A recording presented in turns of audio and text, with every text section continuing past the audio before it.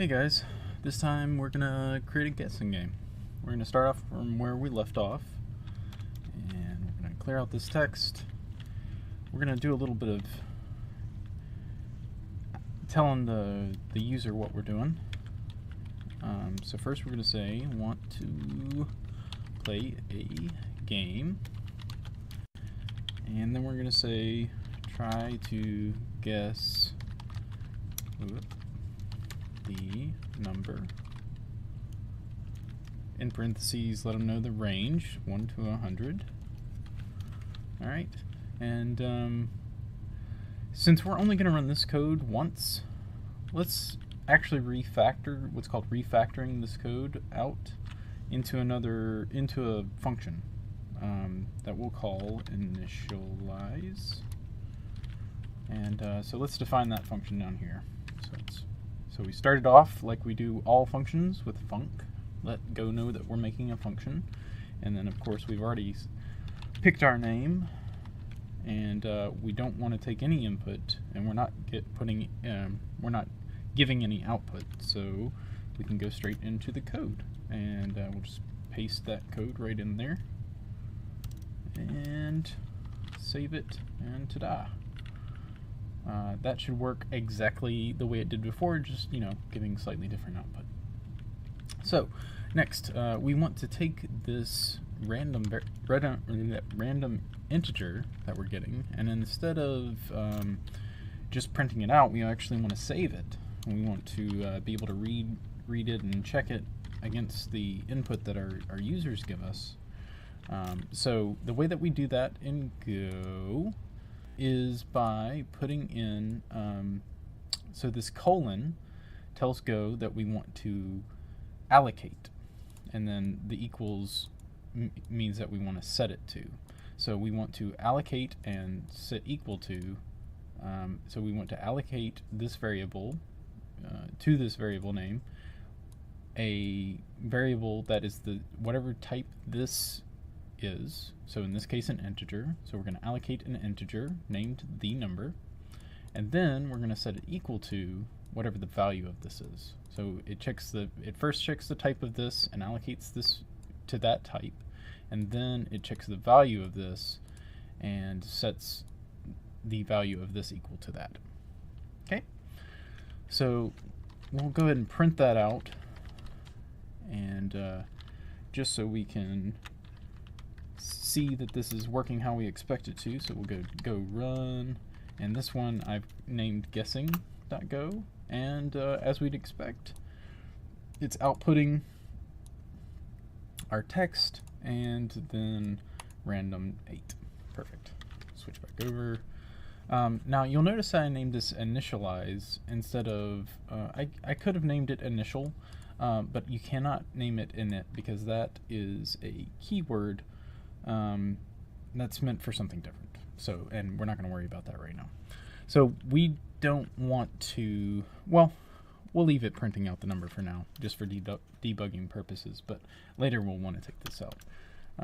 Right now, let's go ahead and take some input from the user. That's something new that we haven't done before. So let's go to the documents. And I happen to know that, well, I've actually done a Google search, and I made sure to use GoLang, or excuse me, a DuckDuckGo search, and I said GoLang user input, and then the first result is how to read input from the console. So in order to do to read input from the user, we first create a reader, which if we look here, this is where it's creating the reader. You see it's taking in an IO reader, which in this case, and this is what we'll want to do as well, is the OS or the operating system's standard input, i.e. what gets sent in via the keyboard. And then we take that reader that it creates and we read a string from it. All right, so let's see read string, and you'll notice that what it's taking here, this new line character, is what it's using it as a delimit or a delimiter, And if we read down here, it says read string reads until the first occurrence of delim in the input. So you can read the rest of this if you want, but basically it's saying that it's going to read the string, it's going to have the new line character at the end of it, or whatever the delimiter character is, and then it's if it does error, it's going to still set this string equal to whatever it did get, but it won't have the delimiter. And but as long as this error is null, then the last character will be the delimiter. So let's do that. So first thing we need to do is go up here and add into our imports buff IO. That's the package that we're looking at, and we also need OS because we're going to get that standard input. So let's create a variable at global scope, and in this case we need to do the var. So var, and var is how you delimit a variable if you're not doing it inline like this. Okay, and we're going to say that this is our reader, and we have to do the colon to let it know, okay, the type of this is, what's the type of the reader? Buff IO reader, I suppose. So we'll do buff IO reader, and it's a pointer to that. Why am I in insert mode? There we go. All right, and we're gonna actually set that in the initializer. That's why we're making that variable at global scope, so that we don't have to push things into here and then get them out or anything like that. We can just do this. Buff IO new reader from using the OS's standard input, and that should give it to us. And then so we want to get the string and the error from this reader's read string, with using the new line as our delimiter, because whenever the user presses enter, we want to take, that's the point that we want to take the input. And then we want to check this error. So we say if error is not equal to nil, in other words, there is an error, then we want to freak out and tell the user that error, no, and pop the error out using that's the same formatting that we used before. And then we want to return. This will pop us out of main and kill the program. So so if it didn't error there, then we know that we have a string right here. And let's just for now, let's just print that out. So we'll do print line and then the string, and see what we get from that. Let's run this, and we got a syntax error. Expecting type. Okay, I may have misremembered this. What with all the languages? So let's try it without that. In fact, that looks right. So let's try that again. Declared but not used. That's not true. Oh, you know what? I bet it is used, because I bet I used the declare instead of... Yep. Okay, so see here, I'm allocating this and setting it, which means that in the local scope of this function, it's creating another reader. So I need to take that colon out, and we'll try this again. Boom. All right, so now it's asking me for input. I'm going to say 42. And it put our output back out and killed it. Now, if we... I'm trying to think of a good way... if I do Control D... Yeah, okay, so Control D is the end of line end of file character, and that's one of the errors that it can get, which is IO dot end of file, which is what EOF stands for. So that right there errored out exactly how we expected to. So that's good. So let's pop back in and work on this some more. All right. So now we are getting input. We are popping it out. Let's so the way that you convert a string to an integer is actually by doing strings dot. Is it string? Here, let's pop over to the docs. Okay, so we go to the packages, and it's strings, and then it's parse. Where is it?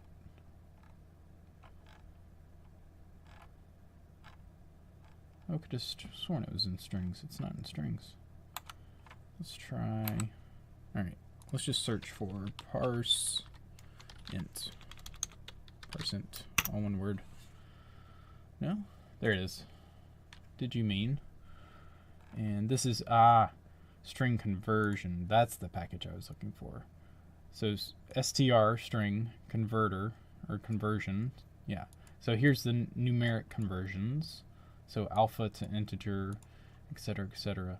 But what we want is to do a parse int. I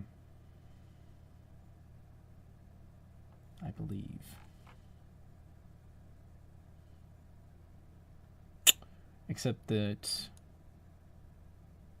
alpha to a to I or alpha to I and alpha to integer is going to give us the integer type as opposed to these are going to try and give us int 32 and int 64 types, and we want integer types. So let's try a to I first. So that was string conversion a, note the uppercase to I, and let's do format instead and pull it in as int, and then let's do the introspection like we're doing before, to where we can see the type, and let's go up here and we need to make sure that we import string conversions. All right, so looks good. Let's test it. All right, multi-value into a single value. Okay, that error means that I am trying to pull in. This is expecting a single value, and this is trying to give me back two values, namely the integer and the error. So what I need to do is pull this out and do I, and we're going to do error 2 so that we can allocate them. I believe I talked about this last time, but just in case, if I try to do this and then print the I, we'll handle the error in a second, but just to show you, if I try to do that, what's going to happen is it's going to give me an error 42. Let's try.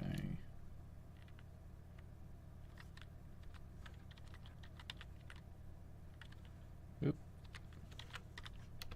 Not what I meant. See, oop. Declared not. All right. That's why, because it wasn't using it anyways. So let's say if error 2 not equal to nil, then when do the same thing we did before.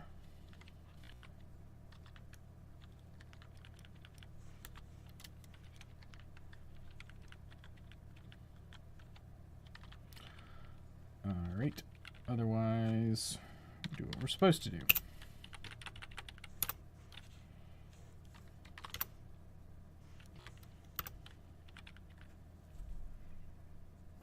Because it's printing the wrong error. So we're getting an error. What is the error? Invalid syntax. Okay, it's not liking the fact that we have that new line character there. That's what it is. So what we're going to do is we're going to use another function. And this one is in the strings package. Oh my goodness.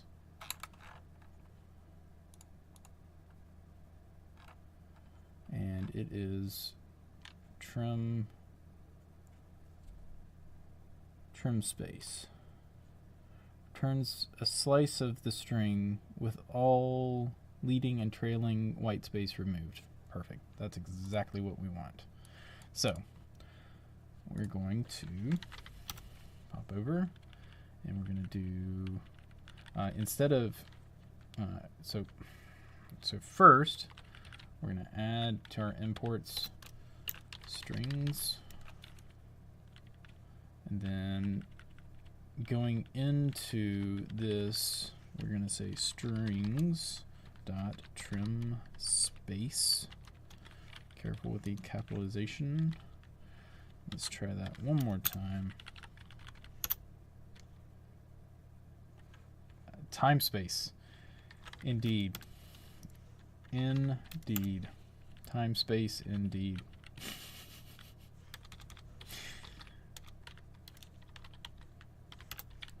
All right. There we go. Okay.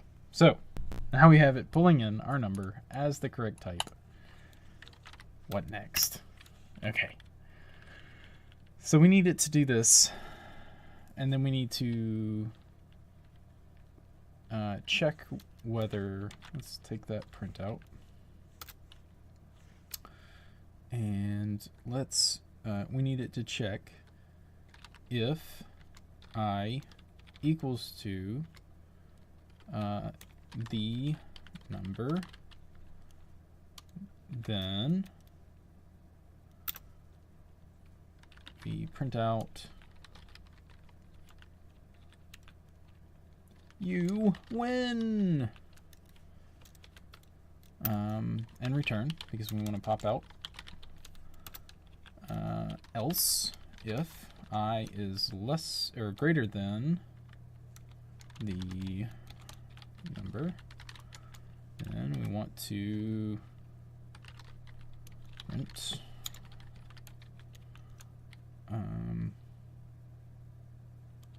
too high.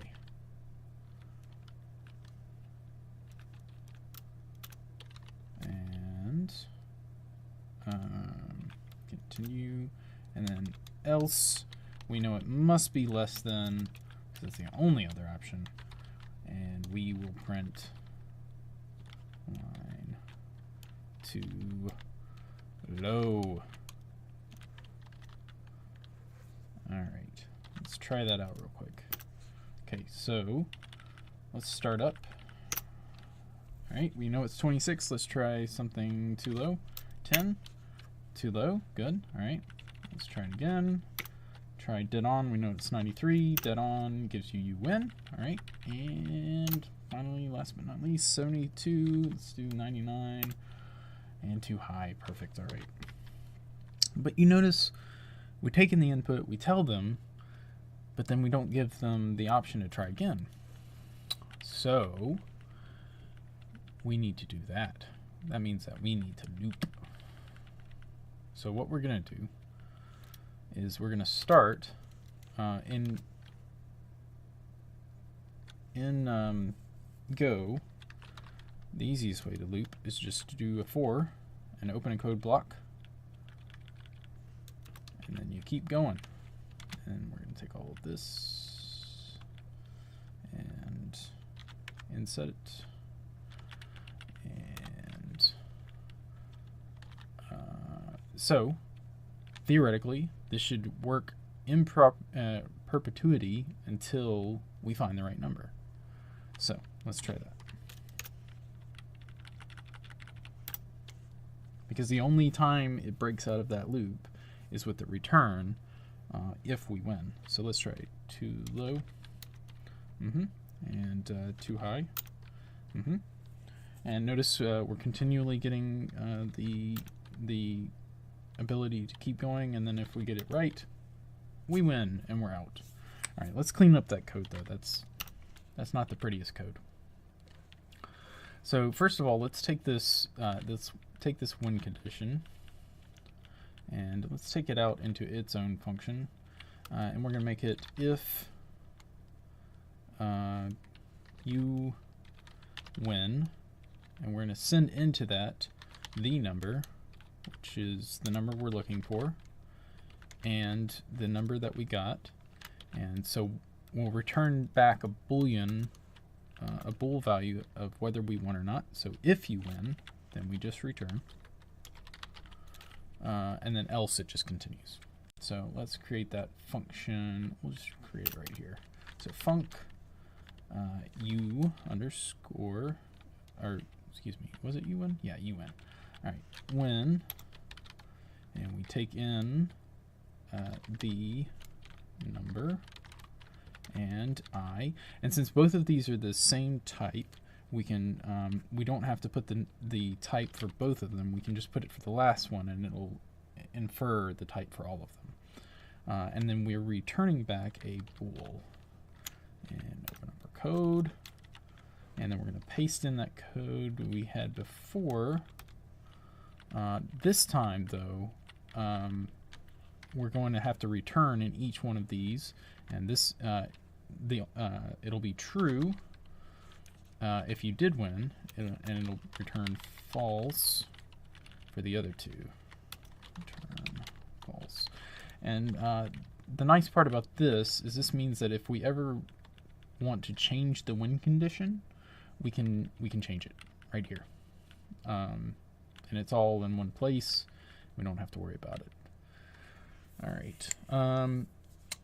Let's also take all of this read code and let's put it in its own function as well.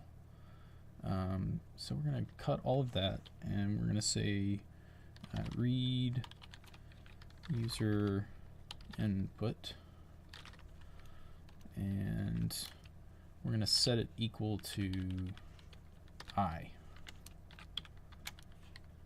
And that's all we're going to do with that, because no, we want to return the error as well. So that'll be a good, because we want to be able to error out. So if error not equal nil, then return. And we're just going to have it return from here because we're going to print it out from the other one, because we're just copy and pasting that code. And let's do read user input below this UN, because reasons. Read user input, and we don't take any variables in, but we're going to return, and since we're returning multiple value types, and notice before here, we're not actually naming the output, we're just giving the type. We're just letting it know what type of data that we're returning back. Since we're doing multiple types back, since we're doing multiple pieces of data back, we have to use parentheses around the output as well. So we're going to do an integer and an error. And then we're going to paste that code. And so here we return the I and the error 2. Here we return, it doesn't matter what the integer is, but we'll just return that.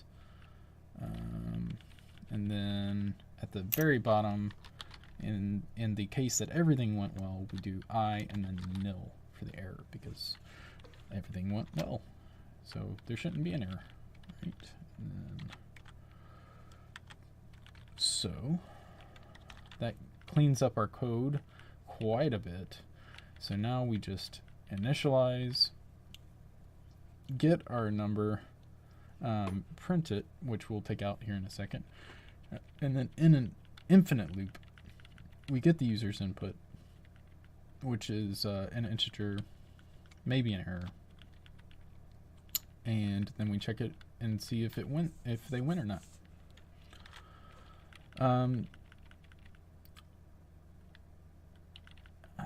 So yeah, let's take this out and actually play. See how it plays. It's always good to play test your games. Alright, so number 1 to 100. Let's start up 50, too low. 75, too low. 90, too high. 85, too high. 80. 78. 79. Boom! Alright. So, I hope you guys enjoyed that one. Please let me know if there's any examples that you would like to see. I'm going to keep doing examples. I've got quite a few in mind, but I'd love to hear back from you guys if there's any in particular that you would like to see. Take care.